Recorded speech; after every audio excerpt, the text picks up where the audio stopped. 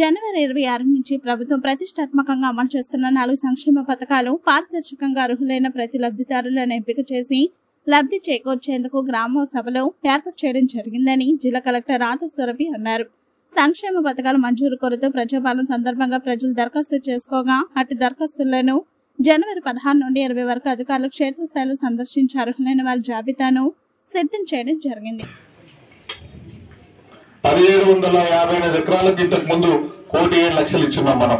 దానిలో ఇప్పుడు మన గవర్నమెంట్ చూసుకున్నట్లు కొండలకు, గుట్టలకు, గ్రామ కట్టాలకు, చెరువులకు ఎక్కడన్నా రైస్ మిల్లు ఉంటే, ఎక్కడన్నా ఫోర్డు గురాలు ఉంటే అవి మన ఉప్పరపల్లి గ్రామంలో 21 ఎకరాలు మన అగ్రికల్చర్ అధికారులు తీసేసారు.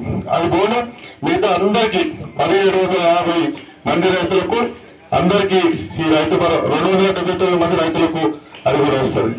17,000 మంది. ఓకే, దానికి ఎవరికైతే ఒక గుడిసెలలో గానీ అట్లా ఉంటుందో వాళ్ళకి కొద్దిగా ప్రాధాన్యత ఇవ్వడం జరుగుతుంది. స్థలాలు లేని వాళ్ళకి కూడా మళ్ళీ ఈసారి వచ్చే శాంక్షన్లలో మనం తీసుకుంటాము. ఈ జాబితా కూడా మీకు కార్యదర్శి గారు చదివి చెప్తారు. దీంట్లో మీ అందరికీ విజ్ఞప్తి, ఈ జాబితా తయారు చేయడానికి కావచ్చు, ఇదంతా మన అధికారులు చాలా శ్రమపడి గత 10 రోజుల నుంచి మీ ఇంటింటికి వచ్చి అన్ని డీటెయిల్స్ కలెక్ట్ చేశారు.